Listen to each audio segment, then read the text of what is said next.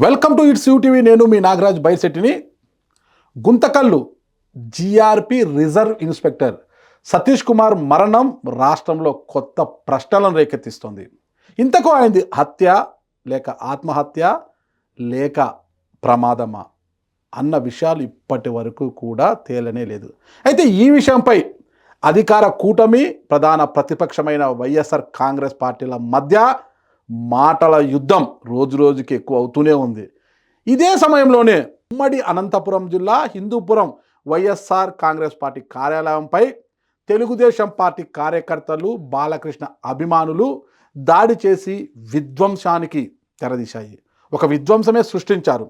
అయితే ఈ దాడి నాటి తెలుగుదేశం పార్టీ కార్యాలయంపై దాడికి ప్రతిచర్యనా లేక బాలకృష్ణపై హిందూపురం నియోజకవర్గ ఇన్ఛార్జ్ దీపికా గౌడ్ భర్త అయిన వేణిరెడ్డి బాలకృష్ణపై చేసిన వ్యాఖ్యలకు ప్రతీకారమా అన్న విషయాలను మనతో మాట్లాడడానికి ఈరోజు యూటీవీ స్టూడియోలో మనకు అందుబాటులో ఉన్నారు వైఎస్ఆర్ కాంగ్రెస్ పార్టీ రాష్ట్ర ప్రధాన కార్యదర్శి వేంపల్లి సతీష్ రెడ్డి గారు.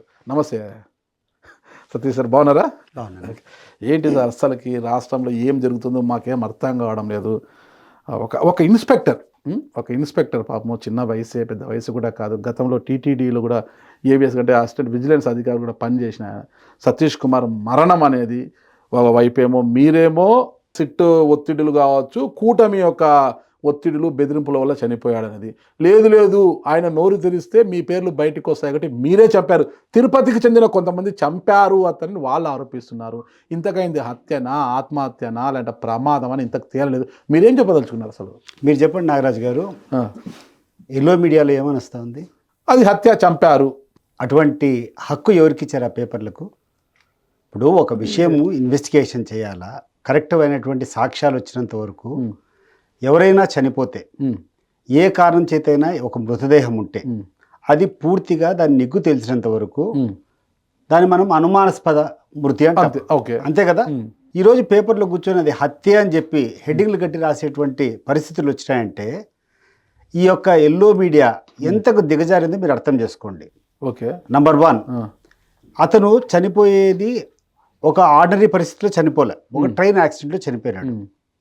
అండ్ ఈ పత్రికలకు కానీ లేకుంటే ఈ ఎల్లో మీడియాకు కానీ ఒక విషయము అర్థం కాలే. అతను ఒక ట్రైన్లో నుంచి కింద పడి చనిపోయినాడు. ఒక ట్రైన్లో నుంచి కింద చనిపోయినప్పుడు రకరకాల ఎవిడెన్స్లు అన్నీ అక్కడ ఉంటాయి. ఒకవేళ హత్య చేసినంటే హత్య ఎవరు చేశారు, ఎక్కడ చేశారు, ట్రైన్లో కాబట్టి ఎవరెవరు ప్రయాణం చేశారు, ఈ డీటెయిల్స్ అన్నీ బయటకు వస్తాయి. అవన్నీ తీసుకోకుండా ఇన్వెస్టిగేషన్ పూర్తి చేయకుండా కేవలం ఇక్కడటువంటి రాష్ట్రంలో ఉన్నటువంటి ప్రజలకందరికీ ఒక అనుమానం క్రియేట్ చేసేది ఇది సమంజసం అంటారా మీరు? కరెక్ట్, మీరు విన్నాను కదా, నేను చెప్పేది కూడా వినండి. ఓకే, ఇక్కడ సరే సతీష్ కుమారు అదే కోమలి జూటూరు మధ్యలో అంటే తాడిపత్రికి సమీపంలో కోమలి జూటూరు మధ్యలో ఆ ట్రాక్ పక్కన పడిపోయి చనిపోయి ఉన్నాడు. అయితే ప్రాథమికంగా ఆయన సోదరుడు మా అన్నది హత్యే అని ఇవ్వడంతో గుత్తి రైల్వే పోలీసులు హత్యగానే కేసును నమోదు చేశారు. ఓకే, అది అంతవరకు పక్కన పెడదాం. ఇప్పుడు మీరు అంటున్నారు ఎల్లో మీడియా ఎలా రాస్తుంది, దానికి చాలా వివరాలు సేకరించుకోవాలి, ఎవిడెన్స్ అంటున్నారు కదా. మీరు ఏ ఆధారంతో ట్రైన్ యాక్సిడెంట్లో చనిపోయాడని మీరు ఇప్పుడు అన్నారు? ట్రైన్ యాక్సిడెంట్లో చనిపోయాడు, బండ్లో నుంచి ట్రైన్లో నుంచి కింద పడిపోయి చనిపోయాడని. మరి మీ ఆధారాలతో చెప్తున్నారు మీరు? అంటే 100 రూపాయలు ఇప్పుడు ఉన్నటువంటి ఆధారం అదే కదా, అతను ట్రైన్లో నుంచి కింద పడే ఆధారాలు ఏమో పక్కన పెడతాం ఎల్లో మీడియాది. మీరు ఏ ఆధారంతో చెబుతున్నారు చెప్పండి. ట్రైన్ యాక్సిడెంట్ ఒకటి, ట్రైన్లోంచి కింద పడిపోయినది మీరు ఏమన్నప్పుడు ట్రైన్లో ఉన్నారా, చూసారా? ఏమో మరి అంటే ట్రైన్లోంచి కింద పడినట్టే క్లియర్గా చెప్పగలుగుతున్నారు మీరు? పేపర్లో వచ్చేటువంటిది కానీ ఇంకొకటి కానీ లేకుంటే అక్కడ ఎవిడెన్సెస్ కానీ ఒక మృతదేహం కింద పడింది, ఒక వ్యక్తి ట్రాక్ పక్కన పడినాడు, పడిన తర్వాత అనుమానాస్పద మృతే కదా. అనుమానం అని క్రియేట్ అనుమానాస్పదంగా ఒక వ్యక్తి చనిపోయినాడు పలానా సతీష్ కుమార్ అంటే ఎవరైనా అర్థం చేసుకోగలుగుతారు. కరెక్ట్. నువ్వు ప్రూవ్ చేసిన తర్వాత ఒకవేళ నీకు ఉండేటువంటి ఎవిడెన్సెస్ అవన్నీ తీసుకొని ప్రూవ్ చేసిన తర్వాత ఇది యాక్సిడెంట్ కాదు, లేకుంటే ఇది ఆత్మహత్య కాదు, ఇది హత్య కాదు అట్రిబ్యూట్ చేసుకో.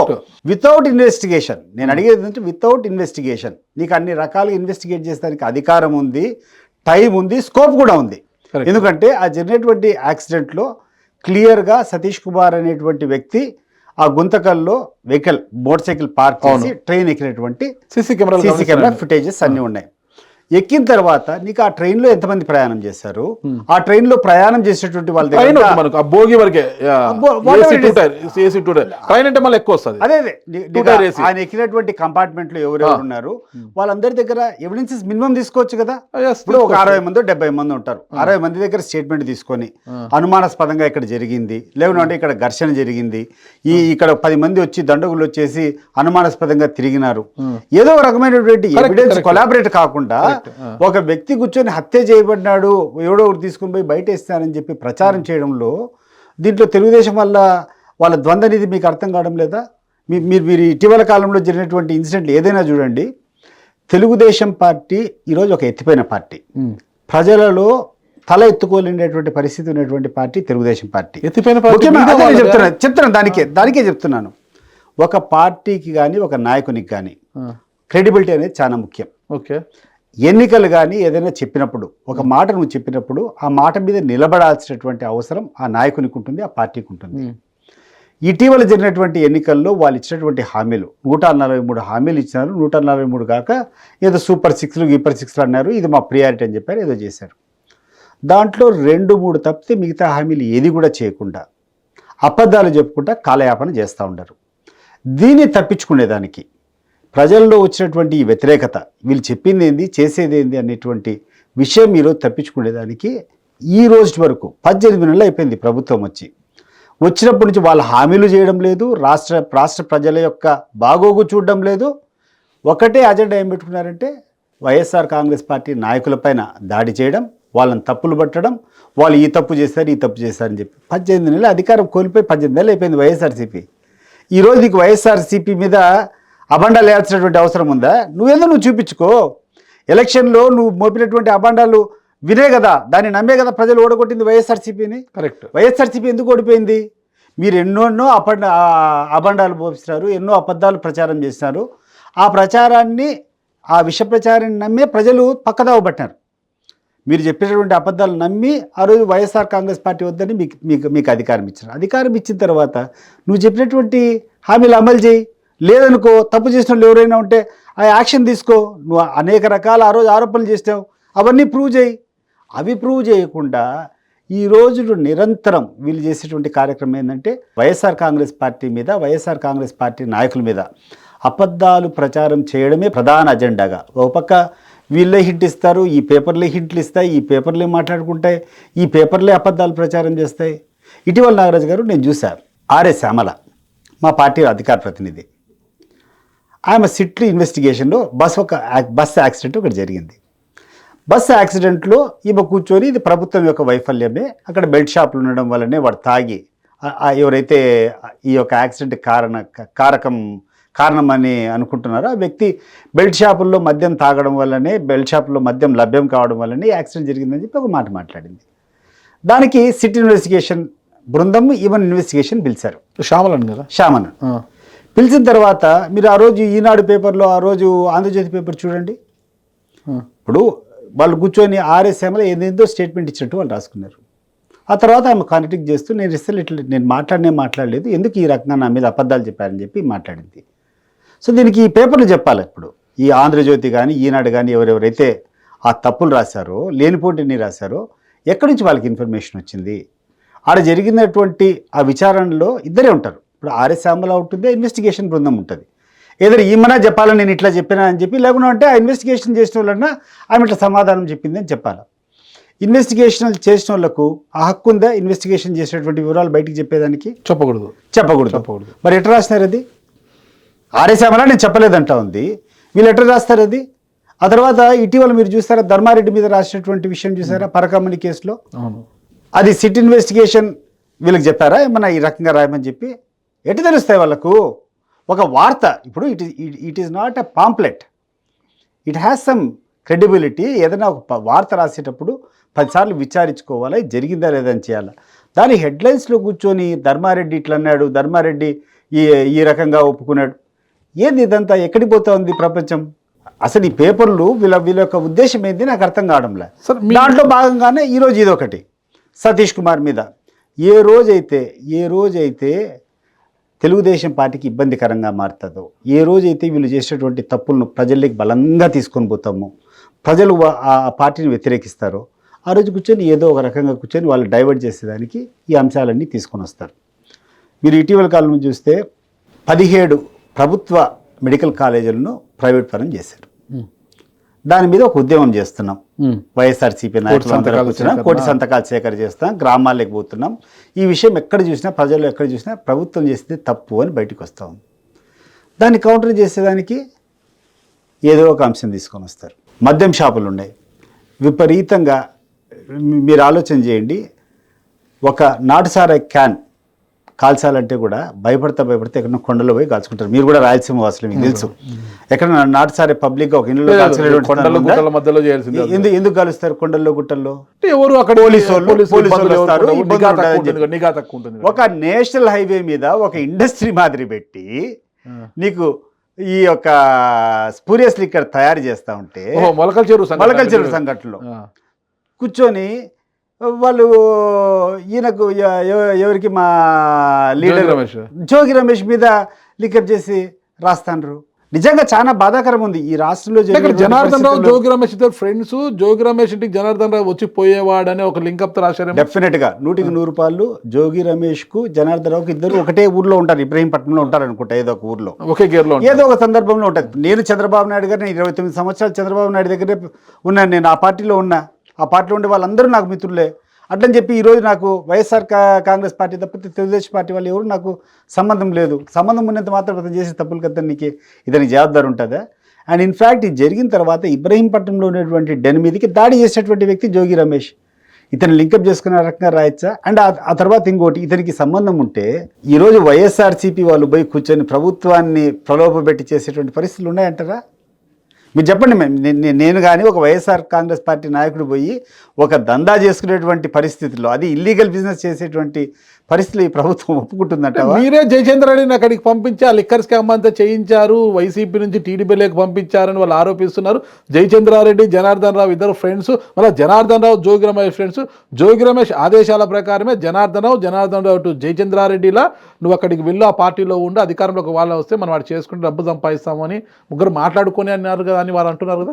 జయచంద్రారెడ్డి కరెక్ట్ అయినటువంటి క్యాండిడేట్ కాదని, అతన్ని మార్చాలని అక్కడ నిలటువంటి ఎంపీ అభ్యర్థి దగ్గర నుంచి స్థానికంగా ఉన్నటువంటి మాజీ ఎమ్మెల్యేలు ఉన్నారు. అక్కడ తెలుగుదేశం పార్టీకి ప్రాతినిధ్యం వచ్చినటువంటి మాజీ ఎమ్మెల్యేలు ప్రవీణ్ కుమార్ ఉన్నాడు, అక్కడ ప్రవీణ్ కుమార్ రెడ్డి ఉన్నాడు, ఆ తర్వాత శంకర్ ఉన్నారు. ఇద్దరిని కాదని చెప్పి ఇతనికి ఇవ్వడంలో మతలబ్ ఏందో తెలుసా? క్లియర్ కట్గా అతని ఎన్నికల ముందే పోయి కూర్చొని అతనికి నాకు టికెట్ ఇస్తే మీకు ఈ ఫండ్ ఇస్తున్నాను, రేపు ఎలక్షన్ నేను ఖర్చు పెట్టుకున్న తర్వాత అయిపోయిన తర్వాత చాలా పెద్ద స్క్రిప్ట్ ఉంది, మీకు కొన్ని వేల కోట్లలో నేను ఆదాయం తెప్పిస్తానని చెప్పి ఆయన ప్రలోభ పెట్టడం వల్లనే ఆయన టికెట్ ఇచ్చారు. ఎలా తెప్పిస్తాడని? అదే కదా ఇప్పుడు ఈ సారా చేసేది. ఈరోజు వాట్ ఈస్ ద ఎవిడెన్స్? ప్రభుత్వమే వెనక ఉంటే మళ్ళీ వాళ్ళెందుకు దాడులు చేసి ఇంత పెద్ద ఇష్యూ చేస్తారు? అదే కదా ఇప్పుడు జరిగిన విషయం ఏంటంటే ఆడ లోకల్గా ఉన్నటువంటి కొన్ని బ్రాందీ షాపులు, అయ్యా ఇక్కడ విపరీతమైనటువంటి స్పూరియస్ లిక్కర్ దొరుకుతూ ఉంది, బెల్ట్ షాపుల్లో చాలా తక్కువ ధరకే అమ్ముతాండరు, మా షాపులకి కొంతమంది రావడం లేదు, ఇక్కడ ఎక్కడనో జరుగుతూ ఉన్నట్టుందని చెప్పి ఎవడో ఒక ఇన్ఫర్మేషన్ లీక్ ఇచ్చినారు. ఆ ఇన్ఫర్మేషన్ లీక్ అయిపోయి ఇదేదో చిన్న కేసులో ఎవడో పట్టుకొని రొటీన్గా పోయినారు పోలీసులు అడిగి, ఈ ఎక్సైజ్ పోలీసులు పట్టుకున్న తర్వాత ఇప్పుడున్నటువంటి సోషల్ మీడియా ఇంకా తెలుసు కదా జరుగుతానే, ఇదేందో పెద్ద ర్యాకెట్ అని బయటపడినప్పటికీ ఇంకా తిప్పుకోలేక అది కేసు అయింది. ఈ యొక్క ప్రెస్ వల్ల ఇప్పుడున్నటువంటి సోషల్ మీడియా వల్ల బయటకు వచ్చింది. కానీ పొరపాటున అది లేకుండా ఉంటే దానికి 100 రూపాయలు దాన్ని అట్లే మూసేవాళ్ళు. ఈ రోజు కూడా మీరే చెప్తాండ్రు ఎవరు దానికి కారణం అని చెప్తాండ్రు. మీరు చెప్పండి ఎవరు దానికి కారణం అని చెప్పారు. ఇప్పుడు మీరు అడిగిన దాంట్లోనే మీ మాటల్లోనే జయచంద్రారెడ్డి ఇంతవరకు జయచంద్రారెడ్డిని అరెస్ట్ చేశారా? లేదు. మరి south Africa that it self shows. ఇప్పుడు నీకు చెప్పేది నువ్వు ఈరోజు మన వెంకటరెడ్డి అని వైఎస్ఆర్సీపీ అధికార ప్రతినిధి, కారుమూరి వెంకటరెడ్డి అని అధికార ప్రతినిధి ఉన్నాడు. ఆయన మీద ఎవడన్నా ఏదైనా కంప్లైంట్ ఇచ్చాడు చేయాలనుకో, ఒక నోటీస్ ఇస్తే ఆయన వచ్చిపోతాడు కదా. నువ్వు నోటీస్ ఇచ్చాయా, నీ మీద పలాని కేసు ఉంది, నువ్వు రావాలంటే స్వచ్ఛందంగా పోతాం కదా. ఇప్పుడు నువ్వు అధికారంలో ఉండవు, పోతాం. దానికి తీసుకొని వచ్చి ఒక 10 మంది పోలీసులు దౌర్జన్యంగా తీసుకొని పోయి యూనిఫామ్ లేకుండా వచ్చి ఒక మనిషిని కిడ్నాప్ చేసుకునేటువంటి స్థాయిలో ఎందుకు పోవాలా అని చెప్పి నేను అడుగుతున్నాను. ఏం సాంప్రదాయం ఇది? ఇప్పుడు నువ్వు తప్పు చేసినావు, యూ ప్రూవ్ ఇట్. నువ్వు కేసు పెట్టేదానికి అధికారం నువ్వు పెట్టుకో, కానీ ఒక నోటీస్ ఇస్తే వస్తాం కదా స్టేషన్కు. మఫ్టీలో వచ్చి భయభ్రాంతులు చేసుకొని ఎవరు తీసుకొని పోయినారో ఎక్కడ తీసుకొని పోయినారో అర్థం కాని రకంగా ఈరోజు అంటే గతంలో వాళ్ళు కూడా అలా ఫీల్ అయ్యారు. మీ ప్రభుత్వ హయాంలో కూడా పాపం అలాగే పోలీసుల్ని, సీనియర్ జర్నలిస్ట్ అని, ముసలి వాళ్ళని, ముతగాళ్ళు ఎవరిని వదలకుండా అప్పుడప్పుడు తీసుకొచ్చి లిఫ్ట్ చేసి జీపుల్లోకి వేసుకొని పోయి అలాగే చేశారు. టిట్ ఫర్ టాట్ పాపం.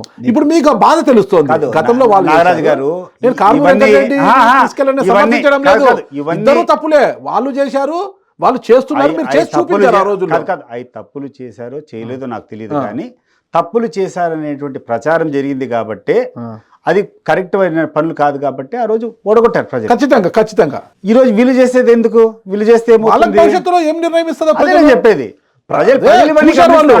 వాళ్ళు మీ ప్రభుత్వ హయాంలో జరిగిన కొన్ని దుర్మార్గాల వల్లనే వైసీపీకి 11 స్థానాలు ఇచ్చేసి మూల కూర్చోబెట్టారు. చేస్తున్నారు దుర్మార్గాలని మీరంటున్నారు, దుర్మార్గాలుగా వాళ్ళు చిత్రీకరించినారని నేను అంటున్నా. ఓకే, ఇప్పుడు మీరు ఏదైంది, మీరు ఒక స్టాంప్ వేసుకుని దుర్మార్గాలు అంటున్నారు. నేను దుర్మార్గాలు జరగలేదు, దుర్మార్గాలు జరిగినట్లు వైఎస్ఆర్సీపీ మీద చిత్రీకరించినారు. జగన్మోహన్ రెడ్డి గారు చేసిన మంచి పనులు నాకు తెలిసి ఏ ముఖ్యమంత్రి చేయలే. ప్రధానంగా ఎవరైనా ఒక ముఖ్యమంత్రి కానీ ఒక బాధ్యత ఉండేవాడు చేయాల్సినటువంటి పనులు ఏంటంటే చిన్నపిల్లలకు విద్య, ఎవడన్నా అవసరం ఉన్నవానికి వైద్యం. ఏమన్నా పొరపాట్లు జరిగాయా? జగన్మోహన్ రెడ్డి వైద్యంలో జగన్మోహన్ రెడ్డి గారు తీసుకొచ్చిన సంస్కరణలు ఒక్కరు తేలేదు, నేను ఒప్పుకుంటా. 100 రూపాయలు. మరి ఆయనకు చిత్తశుద్ధి ఉందా? దాంట్లో ఎక్కడ ఆయనకు ₹1 నడిపించడంలో ఫెయిల్యూర్ అయ్యారు కదా ఆయన. పార్టీ నడిపించడంలో కాదు, పక్కదారి పార్టీ. విజయవాడ నగర కేంద్రంలోనే కొంతమంది ఆకతాయిలు తాగి తందనాడి పోలీసులపై దాడులు చేసినా కూడా పట్టించుకోలేదంటే ఒక ఎంపీ పేరు చెప్తారు, అటు నుంచి అట్లా ఎంపీ పేరు పోలీస్ స్టేషన్లో కూర్చోబెట్టారని నేరుగా ఎంపీ పోయి పోలీసులనే మందలించి మరి బయటికి తీసుకొచ్చినంత పరిస్థితి చేశారు ఆ రోజు.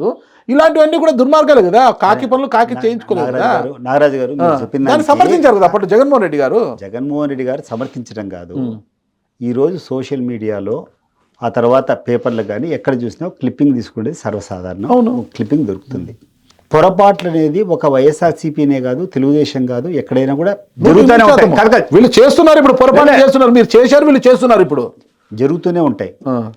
తెలుగుదేశం పార్టీకి ఉన్నటువంటి నైపుణ్యము, వాళ్ళకు ఉండేటువంటి బలం ఏదంటే ఈ పత్రికా మూలంగా, ఈ యొక్క ఎలక్ట్రానిక్ మీడియా కానీ, సోషల్ మీడియాలో కానీ, ప్రింట్ మీడియాలో కానీ వీళ్ళకు ఉన్నటువంటి బలం ద్వారా ఏం చేశారంటే ఒక చిన్న సంఘటన జరిగితే దాన్ని పదే రిపీటెడ్గా 10 మందితో మాట్లాడించడం వల్ల ఏమైపోయిందంటే నిజంగా వీళ్ళకందరికీ సంబంధం ఉందేమో అనే రకంగా ప్రజల్లోకి ఇండ్యూస్ చేయగలిగినారు. ఇప్పుడు నేను చెప్తాను కదా, ఈ చిన్నప్పుడు ఒక కథ ఉన్నింది. ఒక బ్రాహ్మణుడు గొర్రెపిల్లని మోసుకొని పోతాడు, ఎందుకు కుక్క పిల్ల మోసుకొని పోతా అని చెప్పి 5 మంది 6 మంది రిపీట్ అయిన తర్వాత అతనే నమ్మల. నిజంగా ఇదేమైనా కుక్కనేమో అని చెప్పుకొని కింద పడేసినటువంటి కథ మీరు వినింటారు కదా. ఆ రకంగా ప్రజలను ఒక సమర్థవంతంగా వీళ్ళకునేటువంటి ఛానళ్ళు, వీళ్ళకునేటువంటి మీడియా, వీళ్ళకునేటువంటి పలుకుబడి ద్వారా వేరే రకంగా జగన్మోహన్ రెడ్డి గారి గురించి కానీ, వైఎస్ఆర్ కాంగ్రెస్ పార్టీ గురించి కానీ చెప్పే దాంట్లో వీళ్ళు సఫలీకృతులైనారు. నిజంగా వాస్తవానికి జగన్మోహన్ రెడ్డి అంత మంచి వ్యక్తి కానీ, జగన్మోహన్ రెడ్డి తీసుకొచ్చినంత విప్లవాత్మకరమైనటువంటి మార్పులు కానీ ఎవడు కూడా చేయలే.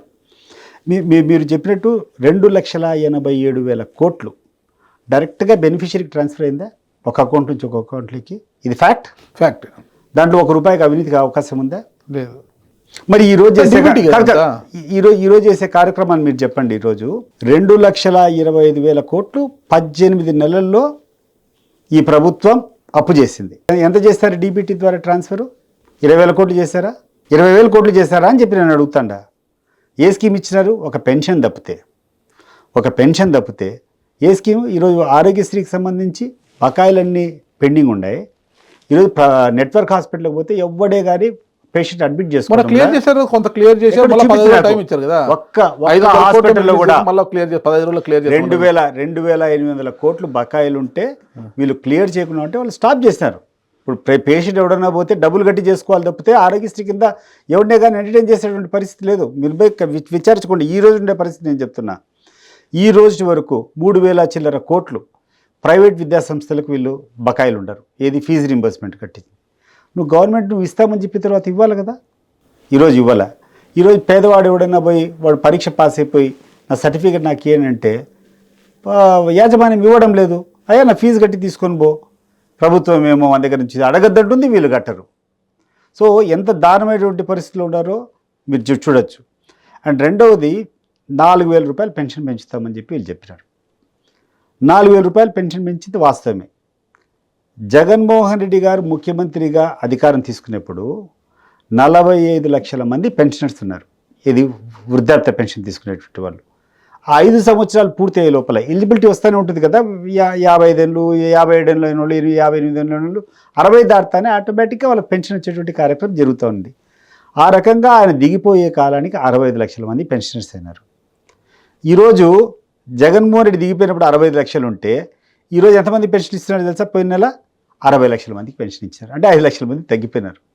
దీన్ని బట్టి ఈ ప్రభుత్వం యొక్క చిత్తశుద్ధి అంటే ఒక హామీ ఏదన్నా ఇస్తే జనంకు ఏ రకంగా ఇంప్లిమెంట్ చేస్తున్నారనే దానికి ఇది ఒక నిదర్శనం. అంటే అనర్హులను తొలగించి అర్హులకు మాత్రమే ఇస్తున్నారు అనుకోవచ్చు. ఆ రోజులో మీరు కొద్దిగా ఉదారతతో కొద్దిగా వ్యవహరించి అనర్హులకు కూడా ఇచ్చారనుకున్నారేమో కదా? అది కాదు.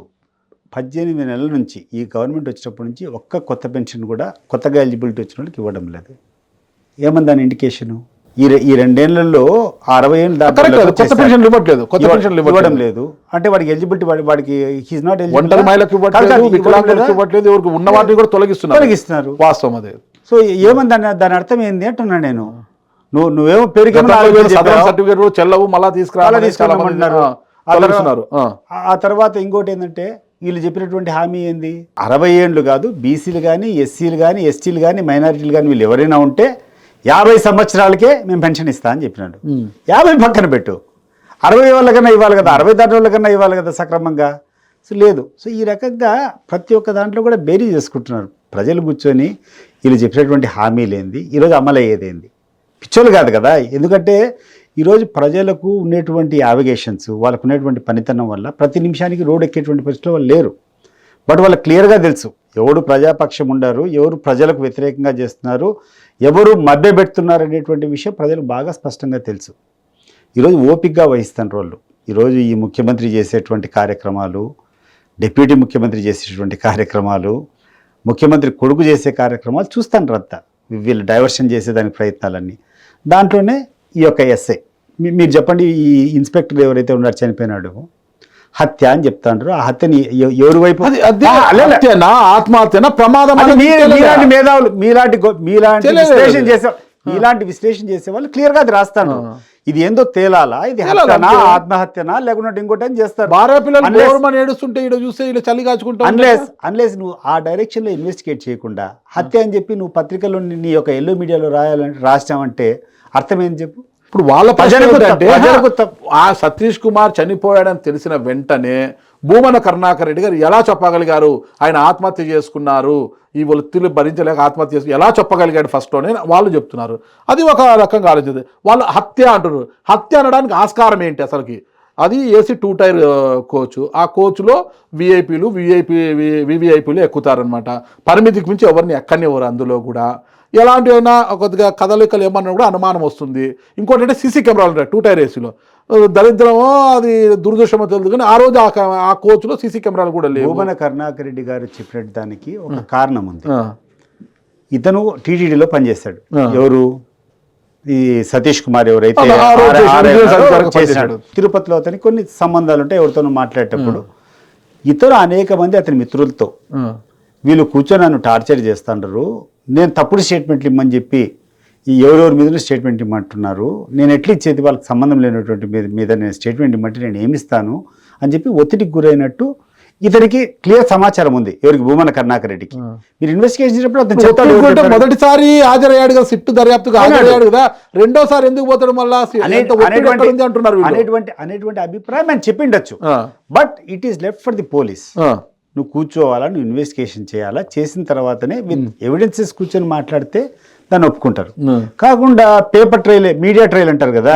ఇప్పుడు కోర్టులో ఏదైనా ట్రయల్ జరగాల. ఈ రాష్ట్రంలో విచిత్రమైన పరిస్థితి ఏంటంటే కోర్టులో ట్రయల్ జరుగుతుందో లేదో కానీ మీడియాలో ట్రయల్ వీళ్ళు ఇష్టం వచ్చినటువంటి వాదన, వీళ్ళు ఇష్టం వచ్చినటువంటి ఇంప్రెషన్ వీళ్ళు క్రియేట్ చేయగలుగుతున్నారు. నేను మీ యొక్క ఇంటర్వ్యూ ద్వారా నేను ప్రజలు కూడా ఏం కోరుకుంటున్నానంటే ఇవి నమ్మద్దండి.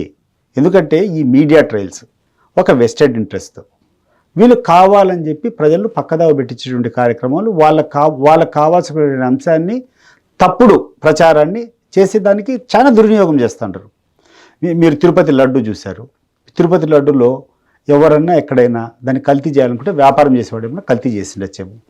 దాంట్లో జంతు కొవ్వు ఉంది, దాంట్లో అనిమల్ ఫ్యాట్ ఉంది. ఇదేమన్నా ధర్మమ్మా నాగరాజు గారు? ఒక వ్యక్తి మీద కూర్చొని ఒక ముఖ్యమంత్రి మీద అబాండాలు మోపేదానికి just because he doesn't practice Hinduism ఆయన మీద అట్లా ప్రచారం చేయొచ్చా? అనుమానాలంతా ఆయన మీద క్రియేట్ చేసి ఆయన కావాలని చెప్పి హిందువుల మీద దాడి చేసినట్టే కదా. ఇన్ఫ్యాక్ట్ ఆయన ఎంత మంచి వ్యక్తి అంటే మా పులివెందుల కాన్స్టిట్యున్సీలో ఆయన పేరెంట్స్ రిప్రజెంట్ చేసిన కాన్స్టిట్యున్సీ కదా, ఎన్నో గుళ్ళు కట్టినారు. ప్రతి ఒక్క గుళ్ళో వాళ్ళ కాంట్రిబ్యూషన్ ఉంటుంది.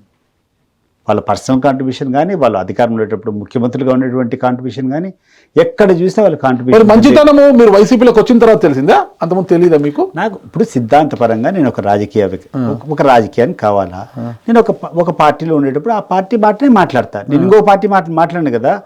నేను ఆ రోజు ఉండేటువంటి పరిస్థితుల్లో రాజకీయంగా మా కుటుంబాలకు వాళ్ళకు జరిగినటువంటి వివాదం వల్ల నేను తెలుగుదేశం పార్టీలో ఉన్నా. అట్లని చెప్పి వాళ్ళ మీద ఏ రోజు నేను తప్పుడు అభియోగాలు మోపలేదే. ఇప్పుడు వాళ్ళు చేసేటువంటి తప్పు ఉంటే ఆ తప్పును తప్పని చెప్తా, అంతేగాని లేనిపోని అబద్ధాలు వాళ్ళ మీద కూర్చొని నేను ఏ రోజన్నా తెలుగుదేశంలో 28 సంవత్సరాలు ఉన్నా వాళ్ళు హిందువులకు ద్రోహం చేస్తానని ఎక్కడన్నా చెప్పానా? నాకు చూపించండి. మరి మంచివాడు, మంచి చాలా మంచివాడు ఎన్నిసార్లు చెప్తుంటే ఆయన మంచితనం మీకు ఇప్పుడే గుర్తొచ్చిందా అంటే ఈ మధ్య మరీ సన్నిహితంగా ఉన్నాయి. ఈ మధ్య ఎక్కువ ఉంటున్నా కాబట్టి ఆయన ఒక మైండ్ సెట్ కానీ ఆయన ఏ రకంగా ఆలోచన చేస్తాడు అవి ఏబుల్ టు సీ. ఇంతకుముందు నేను ఆయన వ్యతిరేకంగా ఉన్నాను కాబట్టి ఆ కోణంలోనే ఎప్పుడు చూసేవాడిని. అప్పుడు మాకు చెప్పేవాళ్ళు కూడా కాదు ఏం జరుగుతుందని. ఈ మధ్య కాలంలో అతనికి బాగా సన్నిహితంగా ఉండేటప్పుడు ఆయన మైండ్ సెట్ని బాగా క్లియర్గా అర్థం చేసుకోగలిగిన అంత అద్భుతమైనటువంటి వ్యక్తి, అంత సింపుల్గా ప్రజలకు మేలు చేసేటటువంటి వ్యక్తి నిజంగా ఇటీవల కాలంలో నేను రాజకీయాల్లో చూడలే.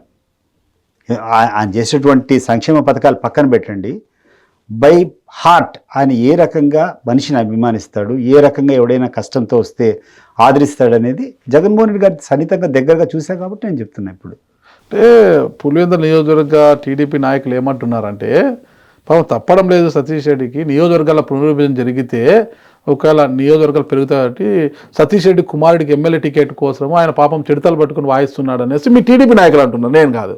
నేను ఎవరైనా రాజకీయాల్లో వచ్చేటప్పుడు రాజకీయం బాని వినిపించేటప్పుడు ఎవరి ఎలివేషన్ కోసం వాళ్ళు ప్రయత్నం చేస్తారు ఖచ్చితంగా.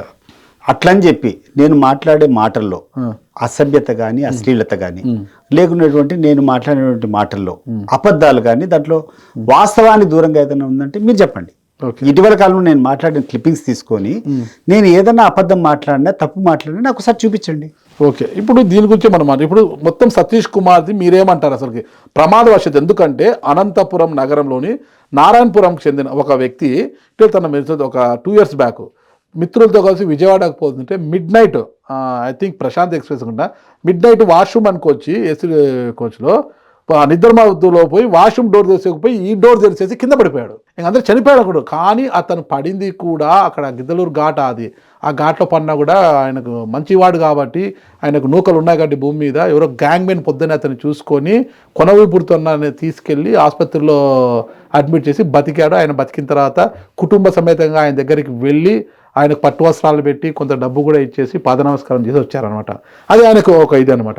అలా ఏమైనా సతీష్ కుమార్ ప్రమాదవశాత్తు కింద పడ్డాడా, లేక ఒత్తిళ్ళు భరించలేక ఒత్తిళ్ళు ఇదేదో మరి ఎక్కువైపోయి అరెస్ట్ చేయడము, లేకపోతే రిమూవ్ ఫ్రమ్ సర్వీస్ చేస్తే అవమానం అవుతానని భరించలేకపోయాడా, లేదా ఎవరైనా తను నోరు తెలిస్తే మా పేర్లు బయటకు చెప్తాను చనిపోయాడా అన్న దానికంటే మీరు ఎక్కువ దేనికి స్టిక్ ఆన్ అవుతారు? నేను అనుకోవడము ఎయిదర్ మీరు చెప్పినట్టు యాక్సిడెంటల్గా ఏమైనా ఏమైనా పోయినాడో, లేకుండా ఉంటే రెండవది ఏదంటే ఒత్తిడికి ఏమైనా ఇప్పుడు సడన్గా ఒకసారి ఒత్తిడి ఫీల్ అయినప్పుడు వాళ్ళ కంట్రోల్లో వాళ్ళు ఉండరు. కరెక్ట్. ఇప్పుడు ఆత్మహత్య అనేది ఎప్పుడు చేసుకుంటారంటే ఒక వీక్ మూమెంట్ వస్తుంది మనిషికి. అది ఎప్పుడు వస్తుందో ఎప్పుడు పోతుందో తెలియదు. కరెక్ట్. అటువంటి ఆలోచన ఏమైనా వచ్చి టకాన్ని ఏమైనా చేసుకున్నాడో మనకు తెలియదు. బట్ ఒకటి హత్య అని చెప్పి వీళ్ళు రాయడం మాత్రం పూర్తిగా నేను దీన్ని ఖండిస్తున్నా, వ్యతిరేకిస్తున్నా. ఈ రకమైనటువంటి వార్తలు రాయడం దారుణమైనటువంటి విషయం. సతీష్ కుమార్కి ఎలాంటి ఇబ్బందులు లేవు, చాలా లావిష్ గా ఉన్నాడు, ఆయనకు ఆత్మహత్య చేసుకోవాల్సిన పరిస్థితి ఏంటి అని కొంతమంది లేదు. ఇప్పుడు నేను చెప్పడం లేదు కదా ఆత్మహత్య చేసుకున్నాడని చెప్పడం లేదు. అదే కరెక్ట్. ఉండొచ్చు అనే నేను చెప్పేది నువ్వు ఆత్మహత్య చేసుకొని ఉండొచ్చు, లేకుంటే మీరు చెప్పినట్టు ఒక డోర్ తీసుకొని పోయి ఒక డోర్ తీసుకొని ఉండొచ్చు, లేకుంటే స్లిప్గా ఉండొచ్చు.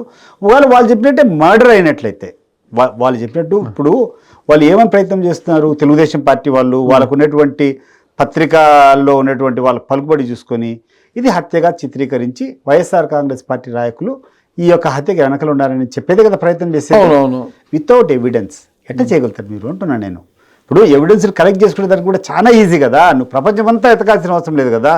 నువ్వు ఒక 60 మంది టెస్ట్ మనీ తీసుకోవాలి.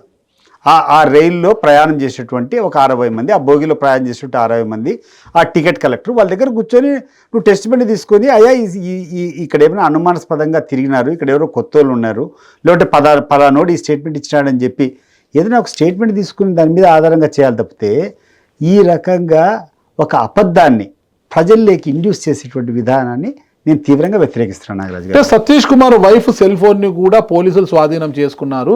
చివరి నిమిషంలో సతీష్ కుమార్ ఒక మెసేజ్ ఆమెకు పంపించినట్టుగా తెలిసింది అంటున్నారు అందరూ కూడా. తెలియదు అదే ఆ సెల్ ఫోన్ లో ఏం మెసేజ్ ఉంది అని ఏమని తెలిసిందా? నాకు ఏమి తెలియదు. నేను అదే చెప్పేది. ఒక వ్యక్తి చనిపోయినాడు, దాన్ని పూర్తిగా ఇన్వెస్టిగేషన్ చేసేదానికి అవకాశాలు చాలా ఉన్నాయి. చాలా మంది ఆడ ప్రయాణం చేసేటువంటి వాళ్ళందరి విట్నెస్లు తీసుకోవాలి. వాళ్ళ స్టేట్మెంట్ తీసుకున్న తర్వాత ఒక 4 రోజులు 5 రోజులు కూర్చొని నువ్వు ఎవిడెన్స్ క్లియర్గా వస్తే నువ్వు చెప్పు నువ్వు. కానీ నా బాధ్యత ఏంటంటే without collecting any evidence, without conducting a proper investigation, ఒక హత్యగా ఆ హత్యకు ప్రధానమైనటువంటి కారణం వైఎస్ఆర్ కాంగ్రెస్ పార్టీ నాయకులు అని చెప్పి చిత్రీకరించడం ఇది సబబా అని చెప్పి నేను అడుగుతున్నాను. కరెక్ట్. దీని వరకే మాట్లాడతారు. ఆ తర్వాత మీరు చెప్పారు ఇంకోటి, హిందూపురంలో కూర్చొని దాడి చేశారు. ఇచ్చారండి బాలకృష్ణ గారికి కానీ మనం తీసుకుంటే వాళ్ళ భార్య బిడ్డలకు న్యాయం చేయాలి తప్పితే వైసీపీ వాళ్ళు టీడీపీ మీద మీరే చంపారని లేదు, మీరు చంపారు అనేది ఇది భావ్యం కాదని నేను భావిస్తున్నాను. ఏం జరిగినా సతీష్ది హత్యనా ఆత్మహత్యనా ప్రమాదం అనేది చనిపోయినటువంటి వ్యక్తికి న్యాయం చేసేటువంటి వాళ్ళు ఎవరన్నా ప్రభుత్వంలో ఉండే వాళ్ళు న్యాయం చేస్తారు. ఓకే, ఇప్పుడు it is not my responsibility, మీది నాది కాదు, దారిలో ఉండే వాళ్ళందరికీ రెస్పాన్సిబిలిటీ కాదు. దానికోసం వైసీపీ పోరాటం చేయాలంటున్నాను. చేయండి అడిగేది ఆ కుటుంబాన్ని న్యాయం చేయమని చెప్పి డెఫినెట్ గా ఒత్తిడి పెడతాము, చేపిస్తాం కూడా. మా వరకు ఎంత ఉందో పోరాటం చేయడం మేము అడుగుతానే ఉన్నాం. ఎప్పుడో జరిగిపోయిన పరకామణి ఇష్యూ ఇప్పుడు ఎందుకు ఇంతలా లాగుతున్నారంటారు? నీకు అదే చెప్తున్నా కదా, ఎప్పుడైతే కాలేజీల యొక్క విషయము, ఎప్పుడైతే వీళ్ళు చేసేటువంటి తప్పులన్నీ బయటపడతాయో దాన్ని పక్కదావ పట్టించేదానికి ఈ తెలుగుదేశం పార్టీ నాయకులు ఎంచుకునేటువంటి విధానమే ఇది. ఎప్పుడైతే ఒక గీత వీళ్ళు చేసేటువంటి పర్ఫార్మెన్స్ మీద వీళ్ళ మీద ప్రజల్లో వ్యతిరేకత వస్తుందో దాని దారి మళ్ళించేదానికి, ఇంకొక పెద్ద గీత గీసేదానికి, ఇంకొక పెద్ద న్యూస్లు రాసేదానికి వీళ్ళు నిత్యం చేసేటువంటి కుట్ర. ఇప్పుడు పరకామణి కేసు ఎందుకు తోలుతున్నారు పరకామణి కేసు అని చెప్పి, విశాఖపట్నంలో ఇటీవల ఒక కోల్డ్ స్టోరేజ్ ఆనంద్ శ్రీనా ఏదో ఒక కోల్డ్ స్టోరేజ్ ఫ్యాక్టరీని రైడ్ చేసినారు. సెంట్రల్ గవర్నమెంట్ నుంచి ఎవడో వచ్చినాడు, దాంట్లో చేస్తే 1,83,000 కేజీల గోమాంసం దొరికింది. అవును, పడిందా సంథింగ్ గుర్తా, ఐ థింక్ ఆయన పేరు ఏదో టీడీపీ దొరికినాడు. సో ఈ రోజు రెస్పాన్సిబిలిటీ ఎవరిది? ఇన్ని గోవులు చంపేది హిందువుల యొక్క సెంటిమెంట్ అంతా దెబ్బతినిందా లేదా? పోరాటం చేయలేదు. అదే నేను చెప్తాను బా, ఇప్పుడు మనం పోరాటం చేయకముందే దాని కూర్చొని ఏదో ఒక డైవర్ట్ చేసేటువంటి పాలిటిక్స్ చేయాలి కదా. మీరు చేయలేదు, మనం చేయడం లేదు, ఎందుకు రోజు మాట్లాడుతూనే ఉన్నాం. ఇప్పుడు దీనికోసం చేయండి, దానికోసం గోవు మన హిందూ సాంప్రదాయం, గోవు ఒక పవిత్రత మీకు తెలుసు. ప్రతి సందర్భంలో మాట్లాడతాం కూడా. ఇది తీసుకుని పోయే లోపల దీన్ని డైవర్ట్ చేసే దానికోసం పరకామణి కేసు అంటారు. పరకామణి కేసు ఏముంది నాగరాజు గారు నాకు చెప్పండి. మీరు మనం ఇద్దరం ప్లేన్ గా మాట్లాడుకుంది ఏంది పరకామణి? రవికుమార్ అతను చేతివాడ ప్రదర్శించాడు, అది విజిలెన్స్ అధికారుల విచారణలో తేలింది. అతన్ని పట్టుకొస్తే వాళ్ళ కుటుంబ సభ్యుల యొక్క వినతి ప్రకారము విన్నపం మేరకు అతని ఆస్తులన్నీ రాపించుకొని టీటీడీకి అతన్ని వదిలేశారు అని. ఈ హక్కు ఎవరిచ్చారు వీళ్లకు?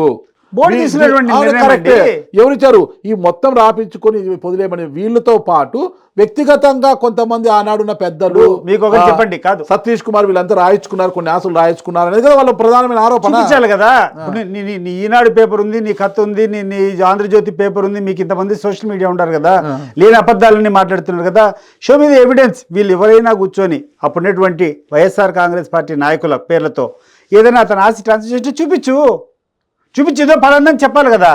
ఊరికే వైల్డ్ ఎలిగేషన్స్ చేసి నేను బురద చల్లుతాను నువ్వు కడుక్కో అంటే, ఇప్పుడు నువ్వు బురద నీ చేతిలో ఉంది, బురద తీసుకుని చల్లడం నువ్వు కడుక్కో అంటే ఎట్లా?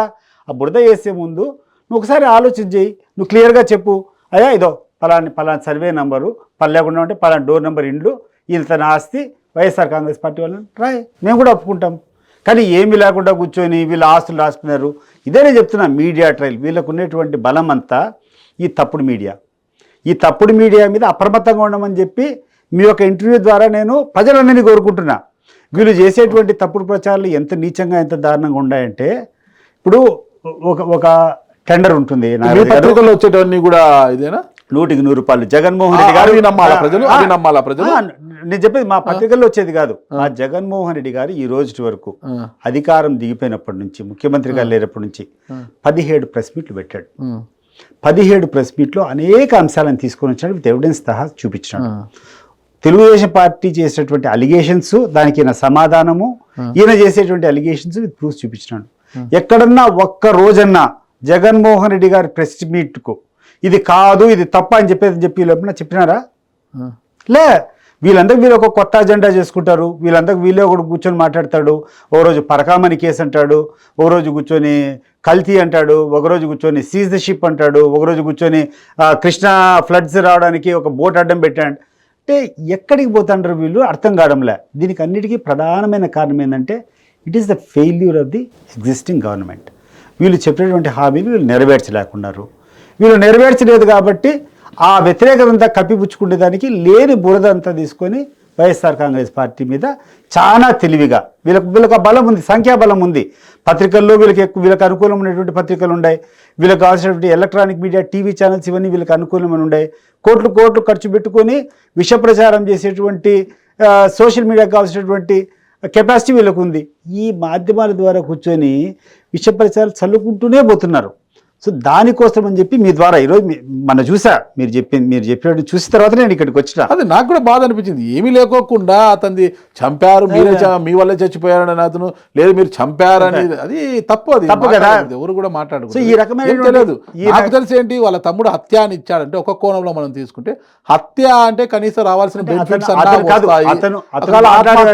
బెనిఫిట్స్ ఏమైనా రావేమో, ఇన్సూరెన్స్ అవన్నీ ఏమైనా ఒక ఆలోచన కూడా ఉంటుందేమో. అతని అనుమానం ఏంటంటే బాగున్నటువంటి వ్యక్తి సడన్ గా చనిపోయినాడు, ఇది హత్య అయి ఉండొచ్చు. చెప్పేది ఆ హత్యా కోణంలోనే నువ్వు ఇన్వెస్టిగేట్ చేసుకో. బట్ నీకు ఇన్వెస్టిగేషన్ చేసేటప్పుడు ఎవరు ఇన్వెస్టిగేషన్ చేసావు? నువ్వు ఆ రైల్వే ప్లాట్ఫామ్లో ఎవరెవరు పోయినారో చూసావా? ముందు స్టేషన్లో ఎవరెవరు ఎక్కినారో చూసావా? ఆ ఫుటేజెస్ తీసుకునేదానికి అన్ని దానికి అవకాశం ఉంది కదా. నేను అదే చెప్తున్నా, మీకైనా వాళ్ళకైనా సిట్టు వదిలేయండి, ఇంకా తేల్చలేదు. పిఎం రిపోర్ట్ లో ఏముంది కూడా లేవు, చెప్పలేదు. పోలీసులు ఇంకా దర్యాప్తు చేస్తున్నారు.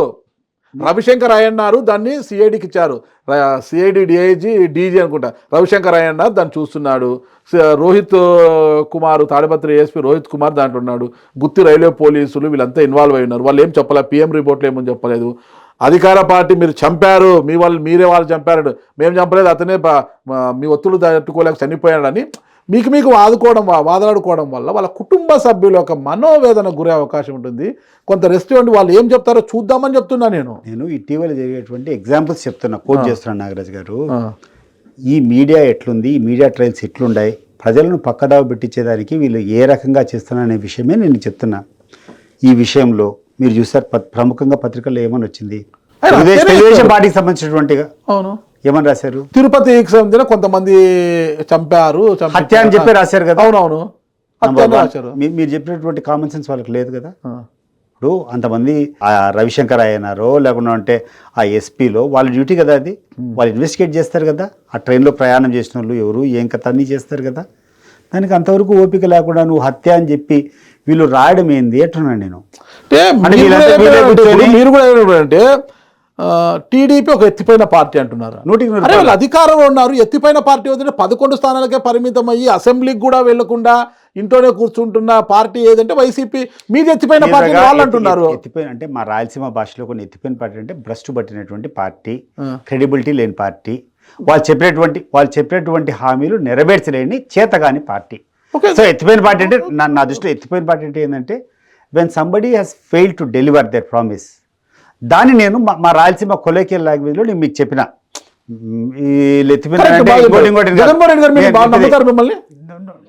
అనుకుంటున్నా నేను. మరి నమ్ముతారా? ఇప్పుడు ఆయనకు మీ మీద అపారమైన నమ్మకం ఉంది, నేను వెళ్ళి ఏంది సార్ సతీష్ రెడ్డి ఇట్లా అట్లా అని మనం చెప్తే నేను చెప్పే వాటిని పరిగణలోకి తీసుకుంటారని నమ్ముతారా? డెఫినెట్గా చెప్పేది నువ్వు ఒక్కరు కాకుండా వరుసగా 10-20 మంది పోయి చెప్పినారనుకో, ఒకటే విషయం కావాలని చెప్పి దాన్ని విశదీకరించుకొని ఏదో ఒక లాజికల్ గా ఒక లింక్ ని కలిపి చేస్తే పోతే అనుమానం పడేదానికి అవకాశం ఉంది.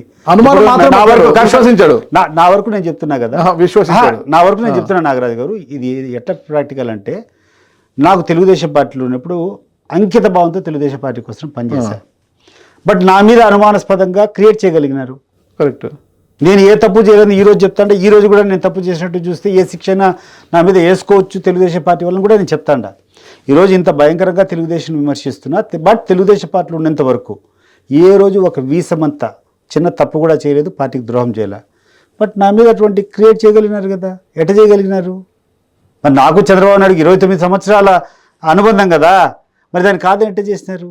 లాజికల్గా ఇప్పుడు ఈ తప్పుడు చేసేటువంటి వాళ్లకు దే హ్యావ్ ఎ మెకానిజం, వాళ్ళు నమ్మించగలుగుతారు.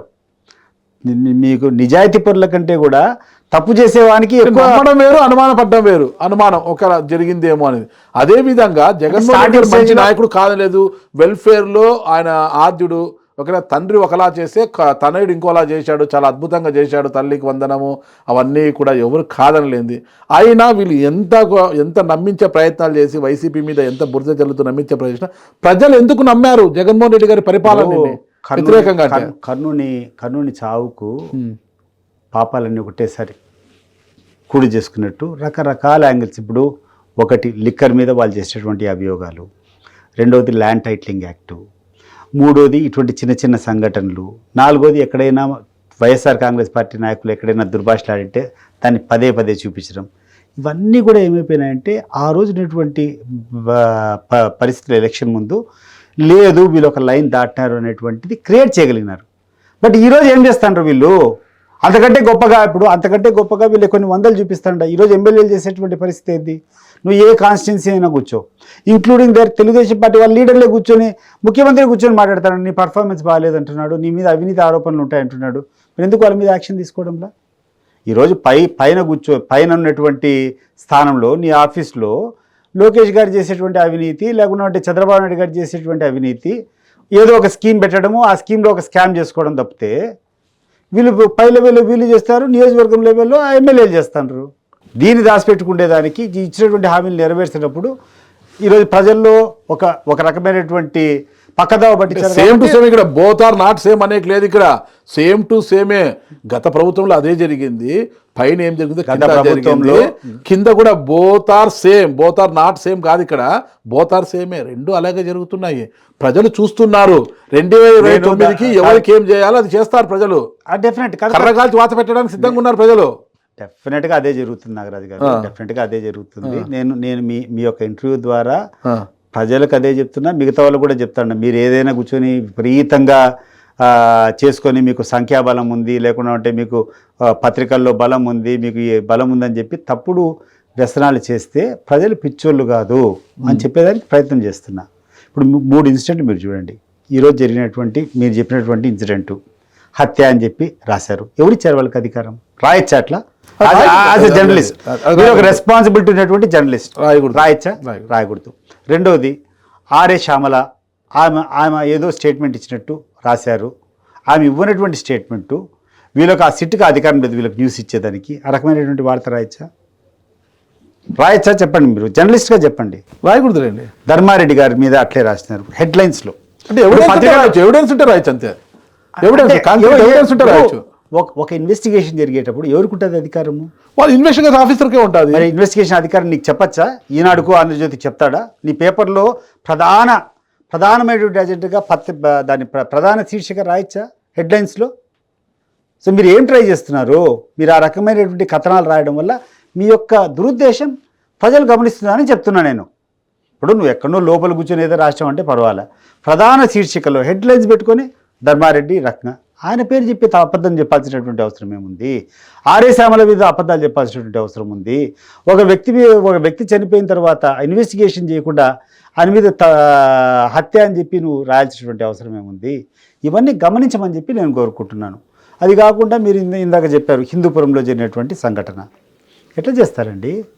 కాదు ఈ ప్రభుత్వము బాలకృష్ణ అక్కడ ఉన్నాడు, నందమూరి బాలకృష్ణ ఆ రోజు ఆ జిల్లా కాన్స్టిట్యున్సీ పర్యటనలో ఉన్నాడు. ఏం మాట్లాడాడు ఆయన? వేణురెడ్డి అక్కడ నిలబడి దీపిక మా క్యాండిడేట్ యొక్క భర్త ఆయన ఏమని మాట్లాడాడు? మీరు చెప్పండి, ఏం మాట్లాడాడు? మనమేమో బానిసల్లా బతుకుతున్నాము, ఒకటి కింద బానిసల్లా ఎక్కడో ఉంటాడు, హైదరాబాద్లో ఆడో ఉంటాడు, ఎప్పుడో ఒకసారి వస్తాడు, మనమేమో బానిసల్లా బతుకున్నాం, ఒకటి కింద బానిసల్లా బతుకుతున్నాం అన్నాడు. ఓకే, దాని వ్యాఖ్యల ఏముందంటే తప్పు? అదే నేను అడుగుతున్నా. ఇప్పుడు నేను చూసిన 3 సార్లు లేదని తెలుసుకోలేదు అమాయకుల హిందూపురం ప్రజలు అంటారా? అది ఏమైనా కానీ పొలిటికల్ గా మేము మాట్లాడతాము, అవేర్నెస్ తెప్పించే దానికోసం చేస్తాము. మనం ఇప్పుడు మన ప్రజలు ఉండాము, మనం ఓటు చేసిన దానివల్ల ఎవరో పరాయోడు వచ్చి రాజ్యం వెళ్తాడు, మీరు కాదు నాకు వేయండి, లేకుంటే నేను ఇక్కడే ఉండేవాడిని కదా, స్థానికుని కదా, ఎప్పుడు బయటోడికి ఎందుకు ఇస్తానటువంటి ఉద్దేశంలో మాట్లాడాడు. దాంట్లో నేను అడిగేది మీకు నాగరాజు గారు, ఏమి తప్పు మాట్లాడాడని చెప్పి నువ్వు ఆఫీస్ మీద దాడి చేస్తావని అడుగుతున్నాను. రైట్, నేను దీన్ని ఖండిస్తాను తీవ్రంగా, నేను కూడా ఖండిస్తున్నాను. ఒక చిన్న ఎగ్జాంపుల్, మీరు పార్టీలో ఎప్పుడు చేరారు? వైఎస్ఆర్ కాంగ్రెస్ పార్టీలో నేను I think at the end of 2023 అనుకుంటాము. తెలుగుదేశం పార్టీ రాష్ట్ర కార్యాలయం పైన వైసీపీ నాయకులు, నాటి మంత్రి జోగి రమేష్ అనుచరులతో పాటు చాలా మంది దేవినేని అవినాష్ అనుచరులు అందరూ కూడా మూకుమ్మడిగా దాడి చేసి ధ్వంసం చేశారు. అది కరెక్టా? మీరు చెప్పండి. అది కరెక్టా? చెప్పండి, అది కరెక్టా? నేను అదే నేను చెప్తున్నాను, అది కరెక్టా? మీరు ఆ రోజు పార్టీలో ఉన్నారా లేదా? కరెక్టే సార్. మీరు పార్టీలో ఉన్నారా లేదా? ఆ రోజు లేదు, ఏ పార్టీలో లేరు, న్యూట్రల్ గా ఉన్నారు, ఇండిపెండెంట్ గా ఉన్నారు. ఒక్క నిమిషం సార్, ఇండిపెండెంట్ గా ఉన్నారు, అది కరెక్ట్ అంటారా? ఆ రోజు కూర్చున్నటువంటి అధికార ప్రతినిధి ఆ కార్యాలయం నుంచి మాట్లాడినటువంటి క్లిప్పింగ్ ఒకసారి మీరు ప్లే చేస్తారా? పట్టాభి గారు మాట్లాడాడు, పట్టాభి గారు మాట్లాడింది, నేను ఒక పట్టాభి గారు మాట్లాడింది తప్పు. ఓకే, తప్పు. అది ఏం తిట్టు మాట్లాడాడు? సరే, బోసిడీకే అది ఇది అని అంటే ఏందని అర్థము? అది వాళ్ళకి తెలియాలి. అంత ఘోరమైనటువంటి పదాలు మాట్లాడినప్పుడు ఒక ముఖ్యమంత్రి స్థాయిలో ఉన్నటువంటిది వీళ్ళు ఏమైనా రెచ్చిపోయేదాన్ని కనీసం. ఈ రోజు ఏం మాట్లాడారు? గారు ఏమన్నారు? నా గురించి మాట్లాడితే మా కార్యకర్తలకు, నాయకులకు బీపీ రాదా అన్నారు. అలాగే ఈ రోజు బాలకృష్ణపై ఎవడో హైదరాబాద్ లో కూర్చుంటే ఆడి కింద మనం బానిసలా బతుకుతున్నామంటే బాలకృష్ణ అనుచరులకు టీడీపీ బాలకృష్ణ ఒక సినిమాలో చెప్పాడుగా, నీకు బీపీ వస్తే ఏ వణుకుతాడేమో, నాకు బీపీ వస్తే ఏపీ వణుకుద్ది అని. మనకు ఆయనకు బీపీ వచ్చింది కాబట్టి వణికిపోయారు. మీరు వాస్తవమా కదా? ఒక సినిమాలో వార్నింగ్ ఇచ్చాడు, నీకు బీపీ వస్తే నీ పిఏ వణుకుతాడు, నాకు బీపీ వస్తే ఏపీ వణుకుద్ది అన్నాడు. ఇంకా అప్పటికి మీరు తెలుసుకోకపోతే ఎట్లా? అదే ఇప్పుడు మీరే చెప్తాండ్రు, చెప్పకనే చెప్తాండ్రు. ఆ రోజు జరిగినటువంటి సంఘటన నేను సమర్థించడంలా. ఏ పార్టీ అయినా కూడా ఒక లిమిట్ ప్రకారమే చేయాలా. కరెక్ట్. మాట్లాడేటప్పుడు చాలా జాగ్రత్తగా మాట్లాడాలా. అనవసరమైనటువంటి మాటలు, దూషించేటువంటి మాటలు మాట్లాడకూడదు. ఏమనంటే సబ్స్టెన్స్ మాట్లాడాలా. ఒకవేళ అవినీతికి ఏమన్నా చేస్తే దాన్ని ఎండగట్టాలా. అంతే తప్పితే వీరు మాట్లాడడము, ఒక వ్యక్తిగతంగా మాట్లాడడం తప్పే, దాడి చేయడం తప్పే. ఆ దాడి చేశారు, పదవి కోల్పోయినాం, అన్నీ అయిపోయినాయి. ఈరోజు వీళ్ళు చేసింది ఏంటి అంటున్నా. ఇప్పుడు గతం కాదు కదా, గతానికి మేము శిక్ష అనుభవిస్తున్నాం కదా. తప్పుకి మూల్యం చెల్లించక తప్పలేదు. ఇప్పుడు వీళ్ళొక తప్పు చేశారు, పార్టీ కార్యాలయం పైన దాడి చేయడం. పార్టీ కార్యాలయం దేవాలయం, అంతే, దేవాలయంపై దాడి చేస్తే నిజంగా ఆ దేవుడు కన్నె చేస్తారు. అది ప్రజలు చూసుకుంటారు. అది ఆ రోజు టీడీపీ కార్యాలయంపై దాడి చేయడం ఎంత తప్పో, ఈరోజు కార్పొరేట్ ఆఫీస్ టైప్లో ఉన్న హిందూపురంలో ఉన్న అంత మంచి కార్యాలయాన్ని దాడి చేసి విధ్వంసం చేశారు. విధ్వంసం దాంట్లో కదా వీడియో క్లిప్పింగ్స్ ఉన్నాయి కదా, తప్పడం లేదు. అది రైట్ అంటే మ్యాగ్నిట్యూడ్ కూడా నేను చెప్తున్నాను. ఆ రోజు మాట్లాడినటువంటి పదాలతో పోలిస్తే ఈరోజు ఏం మన ఇద్దరం మాట్లాడుకునేటట్టు మాట్లాడాడు ఆయన. ఏం దాంట్లో ఉంది అశ్లీలత? దాంట్లో ఏమి నువ్వు కానీ నేను కానీ అఫెండ్ కావాల్సినంత బాలకృష్ణ గారికి బీపీ వచ్చింది, ఏపీ వణికింది. రైట్. అదే మీరే చెప్తున్నారు కదా. ఓకే, మరి బీపీ తెప్పేద్దని ఇప్పటి నుంచి బాలకృష్ణ గారికి. అంతేలేండి, ఆయన అతీతుడు, ఆయన గురించి మనం ఏం మాట్లాడకూడదు, విమర్శించకూడదు. ఇప్పుడు ముగ్గురు వ్యక్తులు వనకాలంటే ఈ రాష్ట్రంలో ముగ్గురు వ్యక్తులు చట్టానికి, న్యాయానికి, ధర్మానికి అతీతులు. చంద్రబాబు నాయుడు, లోకేష్, బాలకృష్ణ. వాళ్ళ గురించి మాట్లాడితే ఇట్లే చేస్తారు. ఇప్పుడు వెంకటరెడ్డిని చేసినట్టు చేస్తారు. వెంకటరెడ్డి గారు కూడా అలాగే మాట్లాడారంట కదా. ఏం మాట్లాడాడు? అంటే పార్టీ అధినేతల్ని కావచ్చు, డీజీపీని కావచ్చు, అందరు ఏకవచనం ఎవరినైనా మేము మాట్లాడేదానికి ఉంది. నువ్వు ఆ షోకాస్ నోటీస్ ఇచ్చి నువ్వు హాజరుగా అని చెప్పు, మా ఎక్స్ప్లెనేషన్ తీసుకో. నువ్వు దానిలో మేమేం మాట్లాడినా దానికి సంబంధించిన సెక్షన్లు పెట్టు. అంతే తప్పితే దౌర్జన్యంగా వచ్చి తీసుకొని పోవడము, లేకుంటే నీ వాడు మాట్లాడితే మీ ఆర్కే, అతను ఎవడో ఉన్నాడు, ఆర్కేనా ఏం పేరు, జబర్దస్త్ ఛానల్ ఉంటుంది, కిరాకార్పి, లేకుంటే వాళ్ళ దగ్గర ఉన్నటువంటి కొన్ని వందల మంది చూపిస్తా. ఎవరి మీద యాక్షన్ తీసుకున్నారు? అంటే మీరు మాట్లాడచ్చు, మేమేం మాట్లాడకూడదా? అంటే మీరు మాట్లాడుతా అంటే మేము పడతా ఉంటే మేము చులకనగా ప్రజలందరూ మా పట్ల చూడాలా? నువ్వు మాట్లాడితే 100% నేను మాట్లాడతా. 100% నేను చెప్తాను కదా. నువ్వు మాట్లాడితే నిన్ను వదిలిపెట్టే సమస్యే లేదు. నువ్వెంత తీవ్రంగా మాట్లాడినావో, ఎన్ని ఇబ్బందులు వచ్చినా కూడా డబల్ మాట్లాడతా. మాట్లాడితే ఇలాగ పోలీసులు పెట్టుకొని చెప్పేది నువ్వు వీ డోంట్ కేర్ అంటున్నా. బట్ ప్రజలు డిసైడ్ చేస్తారు కదా. ఇప్పుడు హిందూపురం ఇన్సిడెంట్ కూడా ప్రజలు డిసైడ్ చేస్తారు కదా. ఇప్పుడు మేము అదే చేసేది. నిన్న పోయినాము, మేము అడిగి పోవాలంటే దారిలో కూర్చొని ఆపినారు, పోవద్దని చెప్పి హౌస్ అరెస్ట్ చేశారు కదా. అదే కదిరిలో హౌస్ అరెస్ట్, కదిరిలోకి పోయేటప్పుడు కూర్చొని లేదు కూర్చోబెట్టి హౌస్ అరెస్ట్ కూర్చోబెట్టి. అంటే మీరు అంతవరకు మమ్మల్ని బాగానే చూస్తాను కాదని చెప్పడంలే. నువ్వు చేసిన తర్వాత ఈరోజు కూర్చొని ఎస్సీ ఎస్టీ అట్రాసిటీస్ కేసు మీద వేణురెడ్డిని తప్పుడు కేసులు పెట్టడం అవసరం అంటారా నాగరాజు గారు? తప్పు నువ్వు చేసి మీ కార్యకర్తలు వచ్చి వైఎస్ఆర్ కాంగ్రెస్ పార్టీ కార్యాలయాన్ని ధ్వంసం చేసి నెపం మా మీద పెట్టుకొని చేయడం కరెక్ట్ అంటారా?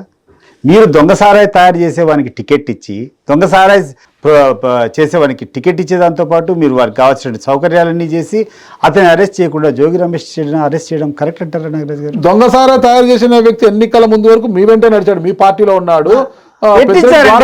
చాలా ముఖ్యమైన అదే దొంగసారాయి తయారు చేసిన వ్యక్తి ఎన్నికల వచ్చాడు.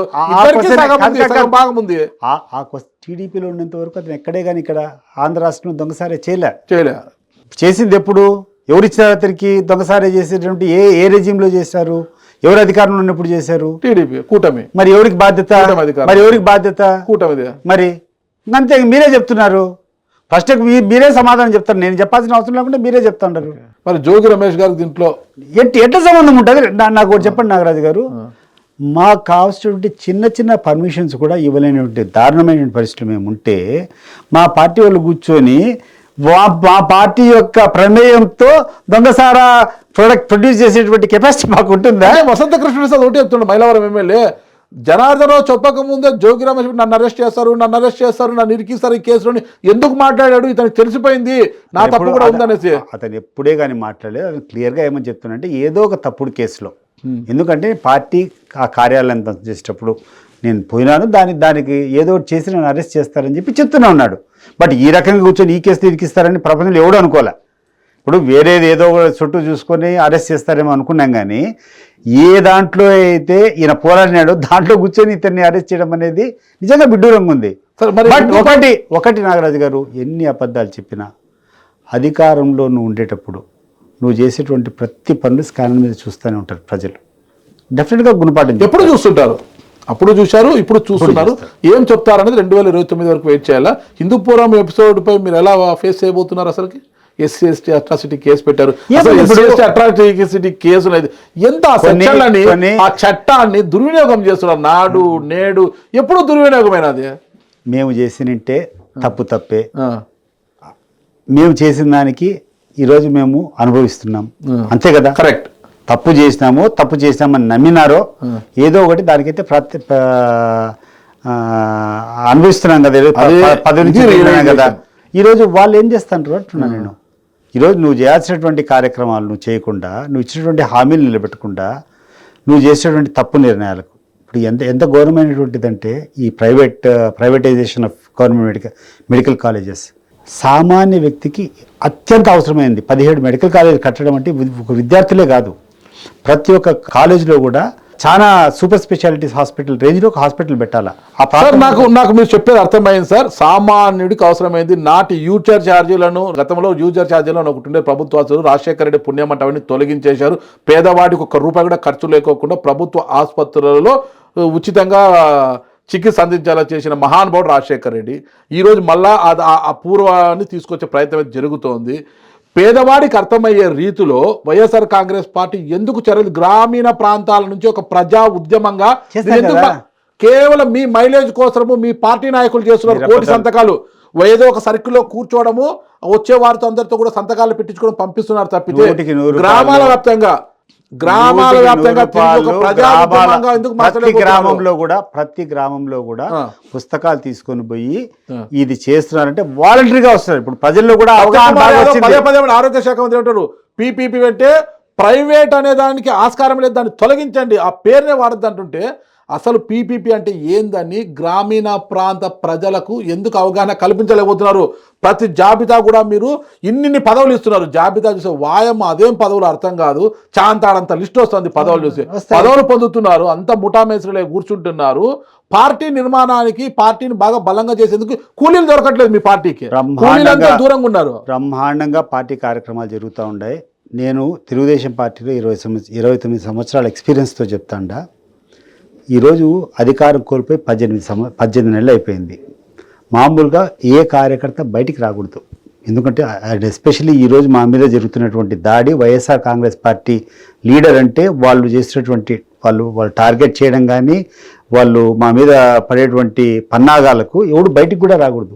అట్లాంటిది వేల సంఖ్యలో ప్రతి ఒక్క కాన్స్టిట్యున్సీలో మనం చూసాం కదా, 175 కాన్స్టిట్యున్సీల్లో మన ర్యాలీ పెడితే ఈ మెడికల్ కాలేజీలకు ప్రైవేటీకరణకు వ్యతిరేకంగా కొన్ని వేల మంది వచ్చినారు. ఏ కాన్స్టిట్యున్సీలో చూసినా ప్రతి ఒక్క కాన్స్టిట్యున్సీ మీ తీసుకోండి, క్లిప్పింగ్స్ మీకు కావాలంటే పంపిస్తా. ఎందుకు వస్తున్నారు ఎవరైనా? ఆ రోజు మేము రాలేకపోయినాం కదా, నేను తెలుగుదేశంలో ఉండేటప్పుడు మీరు రాలేకపోయినారు కదా ఎవరే, కానీ అపోజిషన్లో ఉండేప్పుడు తెలుగుదేశం పార్టీ ఎవరు రాలేదు కదా. చంద్రబాబు నాయుడు రోడ్డు మీదకి వచ్చినాడు అనుకో, కడపలో మీటింగ్ అంటే కన్నా మేము కడపలో మీటింగ్ పెట్టాలంటే ఆయన అపోజిషన్ పార్టీ లీడర్గా 1000 మందిని 1500 మందిని జమ చేయాలంటే 10 కాన్స్టిట్యున్సీలకు సంబంధించి వాడు 100 వీడు 100 చేయాలంటే తలపడం తోకొచ్చేది. ఈరోజు జగన్మోహన్ రెడ్డి ప్రోగ్రామ్ అట్లా వస్తానండి, ఇట్లా నోటీస్ పోతే చాలు 15-20 వేల మంది ఆటోమేటిక్గా వస్తారు వితౌట్ ఎవరి ప్రమేయం లేకుండా. అంత ఈజీ అయిపోయింది మా నాయకులకు. అంత ఈజీ అయింది కదా సార్. గోవధ జరిగిందని అర్థమైపోయింది. హిందువులు చాలా ఒక దైవంగా పూజిస్తారు గోవుని. గో మల మూత్రాలను సైతము చాలా పవిత్రంగా చూస్తారు మన వాళ్ళు. అలాంటి గోవులను వధించి అక్కడ మాంసంగా మార్చి ఎక్స్పోర్టింగ్ రెడీగా పెట్టాడంటే అతను ఒక టీడీపీ లీడర్ అంటే అతను, మరి దాన్ని ఎందుకు మీరు ప్రజా ఉద్యమంగా మలుచుకోలేదు? అంటే ఎన్డీఏ కూటమిలో బీజేపీ కూడా ఉంది కదా, ఇది అందరికీ పాపమే కదా ఇది. మళ్ళీ ఎప్పుడు హిందుత్వవాదముతో ఎప్పుడు గుడ్డలు దించుకునే బీజేపీకి ఇది ఎందుకు తెలియడం లేదని మీరు ప్రశ్నించలేదా? వీళ్ళందరికంటే ఎక్కువ బాధ్యత దీనికి సంబంధించి పవన్ కళ్యాణ్ సమాధానం చెప్పారు. ఎందుకంటే ఆ రోజు కూర్చొని తిరుపతిలో కల్తీ అయిపోయింది, లడ్డు అంతా కలుషితం అయిపోయిందని చెప్పి మెడికల్ కడుగుతా తిరుపతిలో ఏదో ప్రక్షాళన చెప్పని చెప్పి బొట్టు గిట్టు పెట్టిపోయినాడు. ఈరోజు విశాఖపట్నం అంతా కడగాలన్న. ఈరోజు దాని గురించి ఎక్కడే కానీ స్పందించడంలే. ఈరోజు ఎక్కడే కానీ పవన్ కళ్యాణ్ అనేటువంటి వ్యక్తి నేను సనాతన హిందువును, నేను సనాతని అని చెప్పి ఆ రోజు ఊగిపోయినటువంటి వ్యక్తి ఈరోజు చెప్పాలా దాంట్లో కొవ్వు కల్తీ అయిందో లేదో తెలియదు, ఇంకా నిర్ధారణ కాలే, ఇంకొకటి కాలే. దాని మీద నువ్వు అంతగా స్పందించినవే, దీని మీద ఎందుకు స్పందించడం లేదనేది నేను అడిగే ప్రశ్న కాదు, సామాన్యుడు అడుగుతున్నాడు. డెఫినెట్గా రాబోయే రోజుల్లో ఇవన్నీ కూడా మేము తీసుకొని పోతాం. బట్ దీనికి అవకాశం లేకుండా, ఈ చర్చలకు అవకాశం లేకుండా పెద్ద గీత ఉడికిస్తాను. ఇప్పుడు ఈరోజు ఈ గీతలకన్నిటికీ కారణం ఏంటంటారు? పరకామణి కేసు అనేది ఎప్పుడు వచ్చింది ఫీల్డ్ డేకి? ఏ రోజైతే ఈ గోమాంసం పట్టుబడిపోయిందో ఆ రోజు నుంచి పరకామణి కేసు అని చెప్పి మాట్లాడుతుంటారు. ఇలాంటి పరకామణి కేసులో ఏం తప్పు ఉంది నాగరాజు గారు? నాకు మీరు క్లియర్గా చెప్పండి, దాంట్లో ఎంత పెద్ద తప్పు ఉంది? దాంట్లో రవికుమార్ చేతివాడం ప్రదర్శించి దాంతో కోట్ల రూపాయల ఆస్తులు కూడబెట్టడం అనేది పెద్ద తప్పు. దాన్ని పట్టుకున్నారు. అతని దాని పరిహారం ఏమవుతుంది? ఆస్తులు ultimately he has to be punished. అంతే కదా మనం కోరేది. అంతే. ఒక తప్పు చేసినటువంటి వ్యక్తికి ఆ తప్పుకు శిక్ష వేయడమే కదా కారణం కావాల్సింది. అతను డబ్బులు దొంగలిచ్చినాడు, అతనితో కూర్చొని అతనికి ఉన్నటువంటి యావత్ ఆస్తులు తీసుకొని టీటీకి రాసిచ్చినారు. ఇంకా అంతకంటే అతను పనిష్ చేయలేదు కదా, అతనికి ఎలాంటి శిక్ష లేకోకుండా బయటికి పంపించేశారని ఏం కదా? శిక్ష అది ఉన్నటువంటి ప్రాపర్టీ ఎంత సీజ్ చేసినట్టు he doesn't belong to TTD. మీరు గుర్తుపెట్టుకోండి, మీరు ఆ వ్యక్తికి టీటీడీకి సంబంధించినటువంటి వ్యక్తి కాదు. జైలుకి పంపేయాలి కదా తప్పు చేసిన వ్యక్తిని. అతను జైలుకు పోయిన దాని వల్ల టీటీడీకి ఏమైనా వస్తుందో లేదో నాకు తెలియదు, కానీ ఇంత 70 కోట్లు అనేది it is a very big achievement for TTD. ఈరోజు టీటీడీకి ఒక 70 కోట్ల డబ్బులు ఆదాయం దాన్ని సమకూర్చడం అనేది నేనైతే వ్యక్తిగతంగా హర్షిస్తున్నా. అతను జైలుకు పోతే నాకేమొస్తుంది, టీటీడీకి ఏమొస్తుంది? అతను జైలుకు పోతే 1.25 కోటి మంది తాగే వాళ్ళు పోతారు, రిఫ్రాట్లు పోతున్నారు, పిక్ పాకెట్లు పోతున్నారు, వాళ్ళతో పాటు ఈడొకటి పోతాడు వస్తాడు. బట్ ఒక 70 కోట్లు అనేది రాబట్టి టీటీడీకి ఇచ్చినారు, దీన్ని ఎవడు కూడా అప్రిషియేట్ చేయడు. నేను చెప్తున్నా కదా, నేను అనుకుంటే ఇప్పుడు legally it might be wrong, but వాళ్ళు చేసింది మాత్రం నేను 100% సమర్థిస్తున్నా. నీకు అతను జైల్లో పంపించిన దానివల్ల ఏమొస్తుంది టీటీడీకి, ఏమొస్తుంది ఈ సమాజానికి? ఆస్తులను జప్తు చేయడంతో పాటు టీటీడీ స్వాధీనం చేసుకోవడంతో పాటు అతన్ని జైలుకు పంపించవచ్చు కదా. మీకెవరు చెప్పారు? ఆ రోజున్న అధికారే చలానా కట్టాడు, ఆస్తులను తిరిగి రాయించుకోవడానికి చలానా కట్టింది కూడా ఆ రోజు అతను తీసుకునేటువంటి ఆ డబ్బులకు పరిహారంగా అతను తీసుకుని కట్టుకున్నప్పుడు ఒక బ్రాహ్మణుడో లేకుంటే ఆ పెద్దజీయర్ స్వామికి సంబంధించిన వాళ్ళు అరెస్ట్ చేయడం వల్ల ఆ యొక్క దానికి కలంకం జరుగుతుందని చెప్పి వదిలిపెట్టిండొచ్చు. ఇప్పుడు ఏముంది, నా దగ్గర 116 తప్పులు చేసిన వాళ్ళు డైలీ లైఫ్లో నేను చూస్తా అంట. చిన్న తప్పు చేసినప్పుడు ఎందుకు లేబావని ఏదో పోయినాను వదిలిపెట్టాము మనము. నువ్వు చెప్పు, నీ దగ్గర నీ ఆఫీస్లో ఎవరైనా చిన్న దొంగతనం చేసింటాడు, నువ్వేమనుకుంటావు? 2 రేట్లు వేసి అది డబ్బులు రికవర్ చేసుకున్న తర్వాత ఇంక సాల్పోని చెప్పి పంపిస్తామా? లేదు పట్టుబట్టి వాడిని కూర్చొని జైలుకు పంపిస్తే నీకేమైనా వస్తుందా? What ever TTD has to do, టీటీడీకి జరిగినటువంటి నష్టాన్ని పదంతలు అతనికి గుర్తుండేటట్లు ఇంక జీవితంలో ఉండేటువంటి ఆస్తులని టీటీడీకి రాపించినారు. దానికి తప్పేముంది అంటున్నా. దాన్ని కూర్చొని పరకామణి కేసు ఎవడో బయటకు పోతే ఏం వచ్చేస్తుంది? ఏముంది పరకామణి కేసులో? ఎవడేమైనా తీసుకునేట్టే కదా, తీసుకునే ఏమవుతుందో సిట్టు తెలుస్తుంది. ఒకటి తీసుకుంటే తేల్చమని చెప్పు. ఇప్పుడు ఇంత పెద్ద అబద్ధాలన్నీ రాసేటువంటి పేపర్లు ఏ ఆస్తి ఎవరికైనా పోయింటే ఇదబ్బా పలాని నంబరు, పలాని కథ, పలాని రిజిస్ట్రేషన్, పలాని సబ్ రిజిస్టర్ ఆఫీస్ జరిగింది చూపించచ్చు కదా ఒక ట్రాన్సాక్షన్. ఇన్ని అబద్ధాల్లో ఇంకోటి అబద్ధం అది కూడా సృష్టించేటువంటి అబద్ధం లేకుండా ఒక సింపుల్ ఎర్రర్ను ఒక మానవతా దృక్పథంతో అయ్యా ఇతను తప్పు చేసినాడు, ఇతను తప్పు నుంచి తప్పుడు కంటే ఎక్కువ కాంపెన్సేషన్ కట్టించినాం అనేటువంటిది దాంతో వదిలిపెట్టిన దాన్ని ఇంత పెద్దగా రాగ్దాంతం చేసి చేసినట్టు అవసరం నాకైతే అనిపించలేదు నారాజు గారు. మరి మీకెట్ అనిపిస్తుందో నాకు తెలియదు, కానీ డెఫినెట్లీ నా ఇంట్లో కూడా దొంగతనం జరిగిండొచ్చు.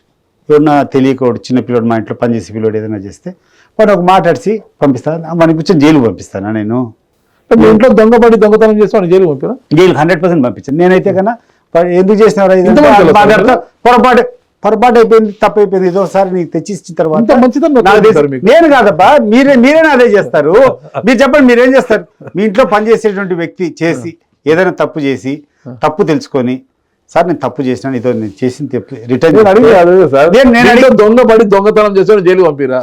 100% పంపించము. మీరు మిమ్మల్ని అడుగుతున్నా, మీ ఇంట్లో మంచితనం ఏంటి అంటే మీ ఇంట్లో ఎవరైనా అంతే మనవరు సార్ దొంగతనం చేస్తాడు ఫస్ట్ జైలుకి పంపిస్తా నాలా అంత మంచితనం లేదు. 99% ఆఫ్ ది కేసెస్ ఎక్కడైనా చిన్న దొంగతనాలు జరిగినప్పుడు ఆ రికార్డ్ చేసుకున్న తర్వాత పంపించే సాంప్రదాయం మన అందరి దగ్గర ఉంది. ఆ మంచితనం అంతా ఉంది. అయ్యా నేను తెలియక చేసినాను, తప్పు అయిపోయిందని చెప్పిన తర్వాత వాళ్ళది రికార్డ్ చేస్తానే పంపించేస్తాం. చూద్దాం సార్. ఎవరి మీద నేనైతే కేసులు పెట్టింది నేను చూడలేదబ్బా. దీంట్లో వీళ్ళు ఎందుకు అంత రాగ్దాంతం చేస్తారో, దీంట్లో చంపేంత అవసరం ఏముందో, ఏముంది పరకామణి కేసులో? నాకు క్లియర్గా మీరు చెప్పండి, ఏముంది పరకామణి కేసులో? అదే సార్, మంచితనమా ముంచినతనమా అనేది త్వరలో సిట్టు తెలుస్తుంది. నన్ను అడిగితే అత్యంత లాభము టీటీడీకి చేయాలా, టీటీడీకి మెయిల్ చేయించేసి కరెక్ట్ గా చేయాలని చెప్పి అవుట్ ఆఫ్ ది వే పోయి తీసుకొని చేసింది పొరపాటు అయినట్టుంది. నాకు అర్థం కాలేదు సార్. ఇది పరకామణి కేసు జరిగింది ఐ థింక్ రాజశేఖర రెడ్డి గారి పేర్లు అనుకుంటా. అది కాంగ్రెస్ ప్రభుత్వం, భూమన కరుణాకర్ రెడ్డి మొట్టమొదటిసారి లేదు. కరుణాకర్ రెడ్డి గారు కూడా లేదు. నేను మళ్ళీ కనుక్కున్నా. Karunakar Reddy was not even TTD chairman అప్పుడు. ఓకే అది కాంగ్రెస్. మరి ఇప్పుడు పరకామణి బయటకు తీస్తే ఈ మకిలు ఎవరికి అంటించాలని? ఇప్పుడు వైఎస్ఆర్ కాంగ్రెస్ పార్టీ కదా, ఈ మకిలు ఎవరికి? ఇది వైఎస్ఆర్ కాంగ్రెస్ పార్టీ జరగలేదు, ఇది పరకామణి అప్పుడు జరిగింది. వీళ్ళ ఉద్దేశం ఒకటే నాగరాజు గారు, ఇది ఎవరికి అంటించాలనేది కాదు. They wanted to divert what ever has happened in విశాఖపట్నంలో జరిగినటువంటి గోమాంసం ఉంది కదా, ఆ ఇష్యూ మీద కాన్సన్ట్రేట్ చేయకుండా వైసీపీ వాళ్ళ మీద ఏదో వాళ్ళు ఇష్టం వచ్చినటువంటి అభాండాలు మోయడము. మొట్టమొదటి నుంచి మేము మొత్తుకునేది అదే, అయ్యా మీకు ఎప్పుడైనా మీరు వీక్గా ఉండేటప్పుడు, మీ యొక్క చేతగానితనము లేకుండా ఉంటే మీరు చేసేటువంటి తప్పులు బయటపడినప్పుడు ఏదో ఒకటి గతంలో ఏదో తీసుకోవడము, మసిపూసేటువంటి కార్యక్రమము, మసిగుడ్డ తీసుకోవడం, మూతి మీద వేయడము, మీరు తుడుచుకోవడం చెప్పడం, ఇదే కదా. ఇప్పుడు మా ఎనర్జీ ఎంత ఏమవుతుంది, మీకు దీనికి సంజాయిషి ఇచ్చేదానికి సరిపోతుంది, మేము ఎప్పుడు దాన్ని పోయి చేయాలా? So they wanted to distract our energy. సరే, మరి వీటన్ని డైవర్టెంట్ పాలిటిక్స్ అంటున్నారు. మన పలమనేరుకు పవన్ కళ్యాణ్ హెలికాప్టర్లో చాపర్లో వెళ్తూ ఆయన పెద్దిరెడ్డి రామచంద్రారెడ్డి గారు ఎక్కడైతే భూములు కబ్జా చేశారు, ఆర్టీవీ భూములు అన్ని కూడా ఆయన చూశారు. ఇవన్నీ కూడా పెద్దిరెడ్డి ఆయన పవన్ కళ్యాణ్ దానిని రిస్టోర్ చేసుకోగలిగితే అడుగు మాట్లాడమని చెప్పాను. ఓకే, పవన్ కళ్యాణ్ గారు పెద్దిరెడ్డి రామచంద్రారెడ్డి చేసిన తప్పని నిరూపించి అవి వెనక్కు తీసుకోగలిగిన రోజు మాట్లాడమని చెప్పు. ఈ రోజు కూర్చొని ఆరోపణలు చేసేదానికి ఏముంది, నువ్వే ఫారెస్ట్ మినిస్టర్ కదా, ఎక్కడొచ్చిన ల్యాండ్స్ అంటే యూ ప్రూవ్ ఇట్.